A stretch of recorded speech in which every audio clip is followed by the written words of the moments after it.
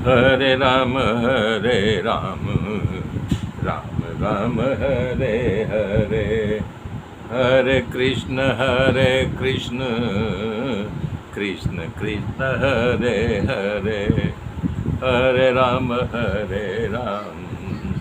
राम राम हरे हरे, हरे कृष्ण कृष्ण कृष्ण हरे हरे, हरे राम राम राम हरे हरे, हरे कृष्ण कृष्ण कृष्ण हरे हरे। ओम नमो भगवते वासुदेवाय, ओम परमात्मने नमः।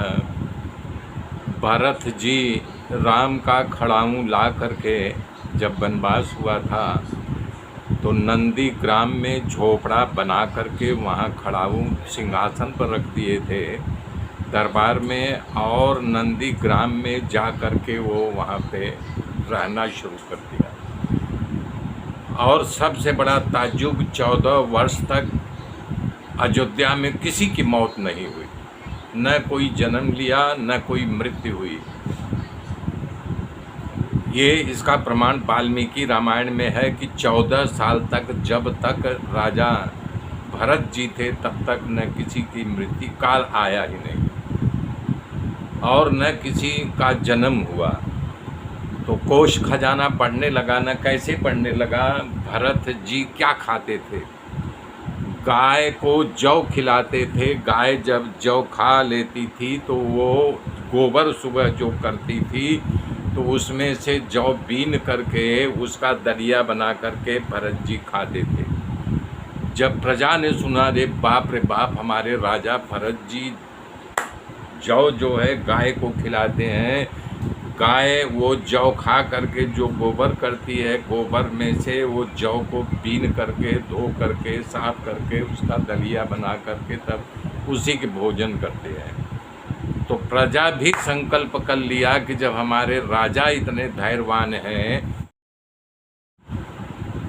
भगवान की ऐसी लीला, जब 14 साल का वनवास करके श्री रामचंद्र जी अयोध्या आए तो जो श्री रामचंद्र जी जब जाने लगे थे, जो कोष था उससे कई गुना बढ़ गया था। तो उनको बड़ा आश्चर्य हुआ कि भरत जी इतने सुचारू ढंग से राजकाज किए हैं।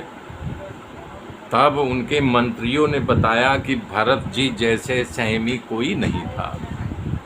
कि पहली बात, 14 वर्ष तक जो है कोई न मरा न कोई जन्म लिया। बोले ऐसे कैसे? तो बोले हाँ, बोले रजिस्टर मंगाओ जन्म मृत्यु का। तो उसमें जब देखे तो एक जगह लिखा था मृत्यु। तो भरत जी से पूछा कि भैया भरत, आप तो कह रहे हैं न कोई जन्म हुई न मृत्यु। बोले आपके सामने है। बोले एक मृत्यु हुई है। बोला नाम तो पढ़ो। तो बोले उसमें लिखा है राजा दशरथ। बोला यदि मैं ननिहाल में न होता तो न तो आपका वनवास करने देता, न वन में जाने देता, और न काल की हिम्मत नहीं थी कि हमारे पिता को ले जाता। प्रभु स्वभाव की लीला था, आपको जाना था और हमारे पिताजी को स्वर्ग भेज देना था। ये आपकी लीला है, भगवान की प्रभुता है। भगवान बलि राजा था जो एक प्रकार से निशाचर था, वो भगवान का इतना बड़ा भक्त था। शुक्राचार्य जी बोल रहे थे, देखो ये बामन के अवतार में विष्णु भगवान आए हैं, तेरा सब कुछ राजपाट ले लेंगे।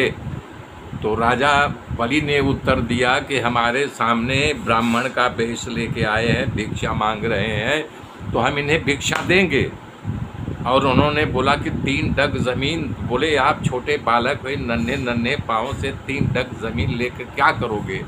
मांगो, जो कुछ देना हो, गांव दे दूं, राज दे दूं, गाय दे दूं, कि ये 3 डग ज़मीन। बोले नहीं, मुझे 3 डग ही ज़मीन दो। और 3 डग ज़मीन में उन्होंने सब नाप लिया जो बचा।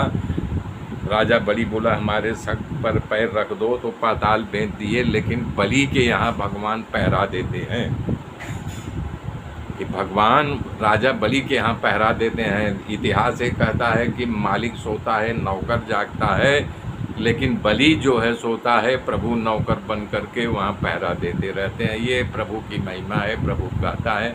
मेरे मित्रों, मेरे साथ जुड़े रहिए, कल की गाथा कल जुड़े।